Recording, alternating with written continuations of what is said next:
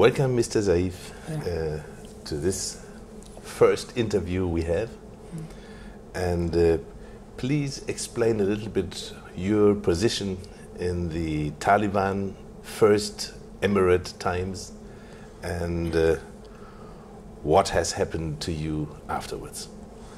Bismillahirrahmanirrahim. This is a very long time after my position in the Islamic Emirate of Afghanistan. I was one of the people which were starting the movement of Taliban from the beginning. Initially, we starting that before 3 months when we were declaring the Islamic Emirate, Islamic movement in Sangisar area. We had a meeting that time in several places how to fight with the corruption was continuing in this area. Eventually, we decided to have a movement, a strong position, and the people from previous Mujahideen to come together, and we will do something for the rescue of the people in that time. And when we were starting the Islamic movement, that time I was just a person working with them. When we captured the Kandahar city, then I was working with the judicial system that time for some time. And then when the Herat was delivered to the Taliban that time, I went. That is the big town in the northwest of Afghanistan. Yes. I was the central bank manager almost for 2 years over there. Then I was switched to Kabul. I was the responsible for the administration of defense ministry. For some time I was deputy defense minister in that time. But then I was switched to the mine and industries ministry. I was the deputy minister of mine and industries. And the other position I was in Kabul, that I was the minister of transportation for some time. Then I was switched to Islamabad as the ambassador of Afghanistan to Pakistan. 2 years I was in Pakistan, and then the September 11 happened, and after that I went to Guantanamo for 4 years, and then I was released from Guantanamo, delivered to the Kabul government. I was 2 years house arrest at home.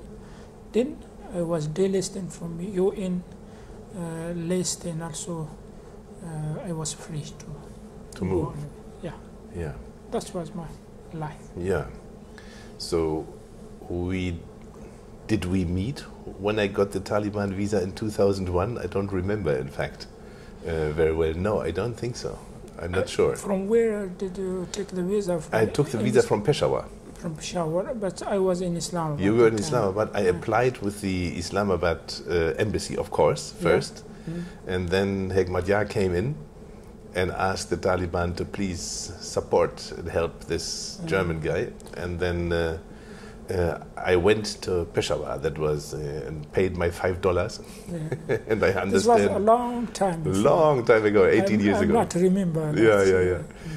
But what I remember was but the visa section was related to the consulate. I was ambassador. Usually the visa apply was not coming to me. I see, I understand. Yes, of course, consular issue, not your issue. So, in fact, what happened was that, the people from CNN and other big global networks were offering hundreds of thousands of dollars if they receive a visa, and the Taliban refused. They were honest. So that was interesting. I had to offer $5 and I got my visa. Yes. That was the regular price, and there was no bakshish, nothing. So that was the situation. You have written books. How many now? I wrote almost 5 books, and I think published 3 books published. 2 is still in the way. and my life with the Taliban, the Guantanamo picture, and also the way from Kandahar to Mazar. This was published recently. Yes. And the other book I wrote is Fundamental Problem of Afghanistan. Yeah. It is also published. But the fifth one is still in the way. That's a religious book about the big sin in Islam. Yeah. That's I'm writing. I complete in almost 32. But still sorry. Yeah. And were these books published in Germany? I think yes. It was published. The first it was published in London by English language. The Hearst publication company they published. And the same day it was published in Canada, USA, India. Very good. And in England this was. But it was translated to many languages. I think that's 21 language translated. You're a world famous author now. Yeah. Fantastic. In 2015 it was the first book. Yeah. And it was I think survey from some university in the UK.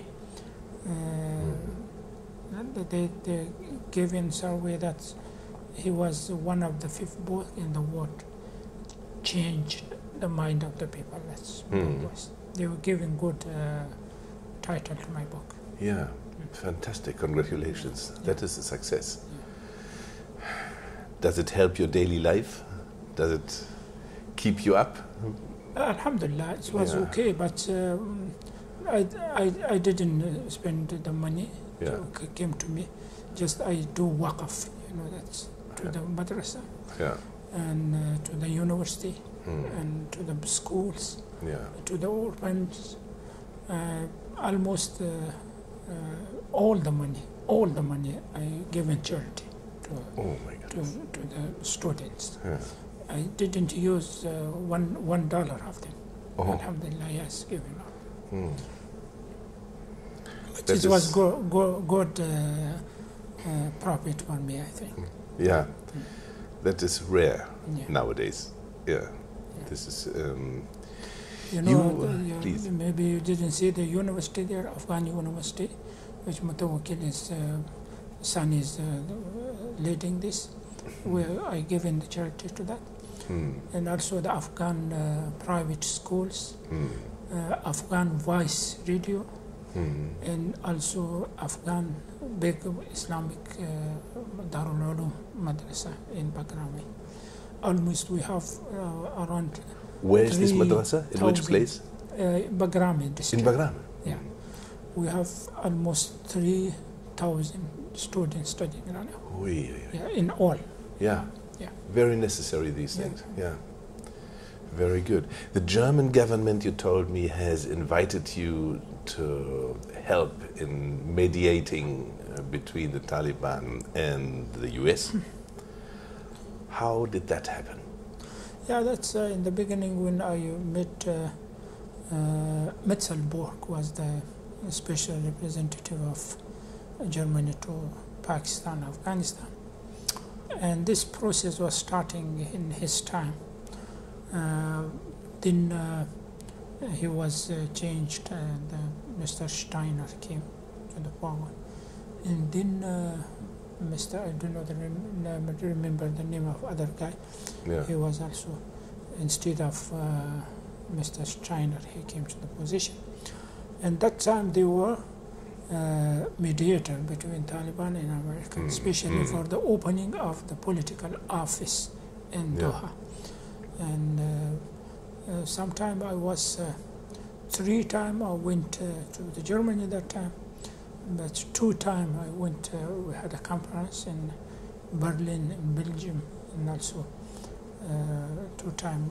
One other time, I was invited to consult for the peace process and for the future of Afghanistan. Can you speak about the main issues in your cooperation with the German mediation job, so to say, in Afghanistan? What were the main problems you had to work on with the Germans? You know that Afghanistan is, the situation of Afghanistan is so sophisticated. Yeah. It's not easy for anyone to understand.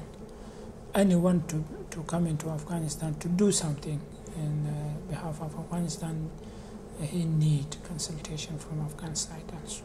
Yeah. I think some people giving the idea that he will be someone to talk to him. And this was the reason also maybe. And also in the beginning, before the starting of the political office, that also I was invited there. Something is, I'm not remember all the things from this time, but the mostly way American wanted to find a way how to sit with the Taliban, to discuss with them, and to find a way of solution through negotiation, through understanding. And this process was starting from 2008, and that was continuing until 2019. Yeah. And this was a big process. And from those times that the American, they wanted, because I'm sure that in 2008, the American, they were concerning that the problem will be making more sophisticated to us. Yeah. Because in last time when I was hearing that any empire or occupation going to some country, when they are not able to secure this country and during 3 years, then they can then it's failure. Yeah, this is they will fail. Yeah. And in 2008, it was almost 60 years they were in Afghanistan. Exactly. But they were not able to secure. And, so double the time. Yeah, double the time. Yeah. And they were understanding this is not the solution. Yeah. And they were seeking the way of how to find the Taliban. But the problem was that the Taliban, they were not trusting an American to be honest with us, or to be honest with dialogue with the Taliban. Yeah. And the American, they were not able to reach to the Taliban directly. I think this was the reason they were asking from Germany to do help with them. And the German relationship with Afghanistan is so long and historic. Exactly. Yeah, yes. Maybe they were understanding that. Yeah. There's much understanding. Yeah. That is interesting because I published my book on Afghanistan, the first book I have written in 2007, and sent it to the Chancellor's office. And there was a 3-year peace plan, as you may remember. We talked about this. I showed it to you. Yeah. And it was a gradual business. It was on trust building, and it was on slowly reducing over 3 years the foreign troops.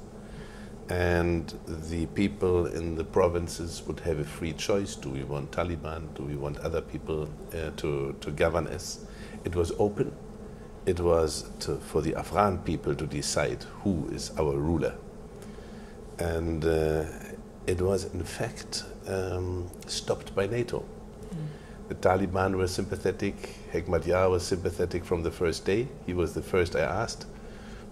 He was, in fact, the reason why I made that plan, that the people from Hezb-i Islami told me, if you make a plan, we will send it to Hikmetyar directly, and he will have a word on it. So this is how it started, all in all. And then the Karzai administration was positive. So, in fact, it was all there. But when I talked to the Americans, they said, where's the peace plan? And I told them, look, the peace will come when you go. So this was a very simple equation for me, that as soon as the foreign troops go and the Afghan people have a true chance, then things may develop much better. If you help the Germans in their mediation, that is a very necessary, in fact, outcome, that somebody who deeply understands the Taliban and has some openness towards the German mediation and a general openness towards peace, then of course there may be something. But it took now still 11 years And just now it was concluded, and then suddenly Washington broke off. Yeah. So, two questions. Why did it take so long? Because the issues are not, we say something as a joke, it's not rocket science. It's not very complicated. Afghanistan is a complicated country, yes. But we had Obama, for example, put how many soldiers? After his first year, exactly at the time of the Nobel Peace Prize, 80,000 additional American soldiers into Afghanistan, and end 2009 was the decision. And he said for 1 year something, limited time, and then they will be withdrawn. And he was criticized in the US to announce the withdrawal. And still after that, it takes 10 more years. So it is really, from the outside, it looks not very easily understandable how the American move was. First to start opening towards the Taliban, then allowing the Germans in, and then, you know, raising the troops so much. Yeah. How do you see this? I think the reason the Taliban, they are interesting to go forward in the peace process. And this is also necessary in Afghanistan. Yeah. But the Americans, they don't know the culture of Afghanistan and the sensitivity in my culture, and especially with the Taliban. Yeah. And the environment which is surrounding Afghanistan. Destroying of something is very easy. Yeah. It just need one comment. Yes. You know, like Mr. Trump did. But making trust building major, this is needing lot of time. Yes, when the Germans, they were mediator, they did something to trust each other. It was need to open the political office in Qatar, 2013. Yeah. And it was supposed when the office is open, then we would be starting negotiation officially with both sides, with the Afghans, with the American. But what happened this time when it was the flag issue or some issue, the Americans, they were, I think they went back from their, what they were agree with the Taliban. But this was not something written to be approved for that. Just it was by mediator. Yeah. And when the office of the Taliban was closed in that time, this was objected by Hamid Karzai in this time. And that's kind of the suspicion of Taliban was increased. Increased, in fact. It was a real backlash. Yeah, yeah. What year was that the office was closed? 2013. It was 13, huh? Yeah. And from this time until the 2008, they were making to assume this building trust again. You mean 2018? Yeah. From 2013 to 18? To 18. It was almost 5 years. Yeah. They were working to how to recover this. Exactly. Rebuild the process. Rebuild the process. Yeah. And unfortunately, when they built something and they went to the conclusion of the issue, they had a good meeting and good discussing with the Taliban in good and successful negotiation, and almost they created a hope of the people that the peace is coming to Afghanistan. All the region in the consensus of region, the consensus of the world, the consensus of the internal people of Afghanistan was that of course peace is coming. Unfortunately, by one tweet of Twitter, they stopped everything. And my concern is that was Donald Trump's tweet. That's how is possible for the Taliban or for anyone that to deal with our American to trust them. Yeah. Well, that's the problem. The trust is very important, but the American, they are not knowing how the trust is important, how the trust is important, Yeah. and how it's hard to create this Yes. trust. Which would be the third time now. Yeah, this is the third time. Yeah. But the future, I don't know what will happen, but that's what the reason, I think. Yeah, yeah. If you look at this second interruption of a already good success, in fact, which we have now by one tweet, and we know one of the influential persons who helped manage the interruption, Mr. John Bolton. He's out. Do you think there's a fresh chance now in the after Bolton period that things go stable again with Mr. Trump?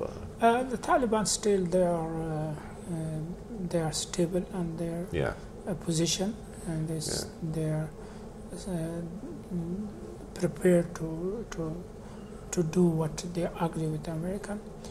But I don't know from American side what they will do. If they want to start this from zero, the Taliban will not trust. Trust. If they are starting from where they stopped, this is possible. Yeah. But what will be the guarantee for the future? That is exactly the question. Yeah. What will be the guarantee when they are signing the contract with them? Yeah. And there will be agreement. Yeah. And who is guaranteed this agreement will be fulfilled? Yeah. That is exactly the point. After Iran, so to say, after the nuclear deal with Iran, and which Washington unilaterally broke off, like other deals with Russia, also there's a serial breaking of contracts. And is that something that is watched by the Taliban and also judged by the Taliban to say not only our Taliban example is there so negative and difficult for trust building, but also the other international experiences? Are you aware of these things? I'm not aware from much thing like this. Yeah. But what I know that the Taliban will ask for a guarantee. For guarantees, correct. The only answer is this. That they will ask.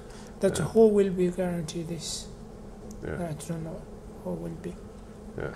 But one offer which I know that is like the UN Security Committee.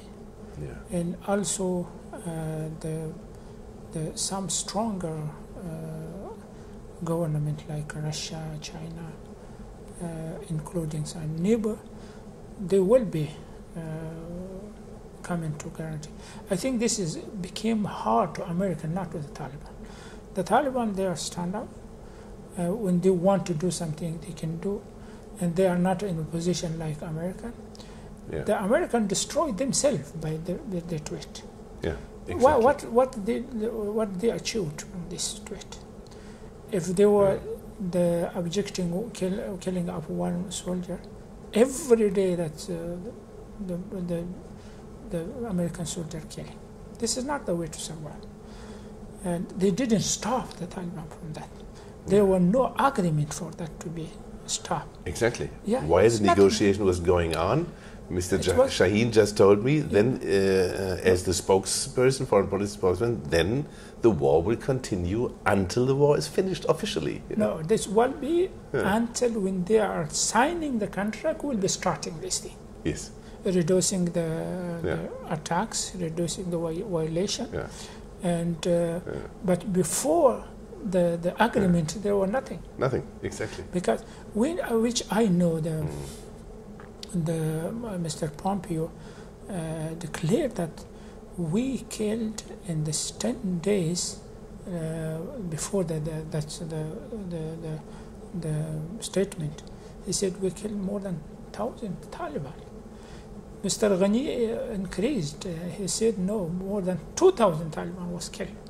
When they are killing the Taliban, how they are asking from them to not killing us? by killing of one looks person. strange, right? Something was, I think it was something was political. But anyway, the question was that I will be aware of how to create the trust. I'm not aware of that, but I think that need a big guarantee for the future. And then there is the upcoming conference in China. Are you hopeful that this will also strengthen the peace, let's say, chances in Afghanistan? The involvement of strong countries in the peace process is approving the consensus of neighboring countries to support and to guarantee the peace in Afghanistan. And that means they have an interest in the peace process. This is so important. Already the Russia, they had involvement there. And China will be the second to have involved publicly with the peace process. And indirectly they had this for a long time. They were inviting Taliban, meeting with them, with the government. They're supporting the Taliban, But this to come in intra-Afghan dialogue. And I think this is the first time they are managing this. This is important. Hope that the only one country is still aware from this process, India. I think someday they will be also involved with that. It's very important because they are concerning always from Afghanistan. That's correct. This is important to manage a same conference in India or in Delhi. It will be very important. Would not be bad. No, it's important. And for Afghanistan, it's so important for them. That means also that the traditional influence from the Islamabad, Pakistan side is being reduced. Is that correct? Which I know, Afghanistan, when I was reading Afghanistan before my life, a stable Afghanistan which we had, this was a neutral. And the neutral policy of Afghanistan make Afghanistan stable. Exactly. And must be neutral in the future if we want stable Afghanistan.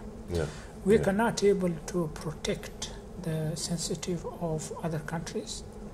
We cannot able to protect the interest of other countries in Afghanistan. We cannot to be able to protect the compatible something in the region in Afghanistan. Afghanistan must be neutral and to have a good relationship with all neighbors. There's also, of course, so to say, difficult sides with the closeness to China and the Chinese influence in Afghanistan, because they can produce many things at a very cheap price. And Afghan companies very often cannot compete. I remember one, soap factory in Jalalabad when I was cooperating with Din Muhammad on solving the killing crisis of Haji Qadir. And there was a very nice gentleman who had a soap factory, and he complained to me that his soap factory is in fact dying because his prices can never be as cheap as the Chinese industry prices, and they are just washing away the market with cheap soap from China. So cheap that he cannot work anymore. So of course this is a danger that is also already now in Africa with cheap Chinese goods coming from big industrial companies. Are you aware that Afghanistan's economy needs a little protection from this top strength neighbor? But one thing is, I was the minister, deputy minister of mine in Afghanistan that time. The production from the company or from the factories in Afghanistan, especially for economy, it's need a stable country to be behind of that. Exactly. Yeah. The people or the traders or the businessmen, they cannot able to do that. Especially for three things. One is security. Yeah. Two, the electricity. Yeah. Third, the gas. These three things have to be cooperating with them from the government. Yeah. And then the other thing will be prepared by a businessman, by a trader. Yeah. Then they can compete with the neighbors. And I think internet is also necessary for Afghanistan in the future. Internet is available right now. It's no problem. And I think this is important. The second thing, I think, for the factories, the demand and supply in the country, the businessmen, they have to be aware of that, and especially from the marketing in Afghanistan. We have a good market for the income, but the problem right now is this: when we are making anything, became very expensive. For example, I will tell you the iron. The businessman, one guy by the name of Abdullah, he built a factory in Herat by $21 million. He spent all his money in this factory. But when the iron was coming from Iran, it was more cheap than him. Yes. Because I will speak with him, why you are failed, you are not able to progress your factory. He said, the problem is, and when I am producing the iron, it became 100 by 1 ton, $100 by electricity, 100 by gas. Yeah. This is 200. And these two things is cheap in Iran. Yes. And the list of other things is like the same like me. Yeah. When they are coming, for example, giving 1 ton by $500 in Afghanistan, he still have 100 benefit, but I'm damaging 100. That's I cannot able to do that, to continue. Yeah. This is the problem. We have no stable Afghanistan to be behind of that. Electricity, we have no electricity. It's coming from outside, from Tajikistan, Uzbekistan, Iran, Turkmenistan, which is very expensive. It's expensive. Very expensive. And they cannot able the businessmen to do that. I think this something will be arranged in the future of Afghanistan. When the security is better. With the security. Security is basic. Peace, stability, and security to be implemented in Afghanistan, then these things will be easy, inshallah. Thank you very much, Mr. Zaeef, for your time. It was a pleasure to talk to you and hope to see you again soon. Inshallah, inshallah.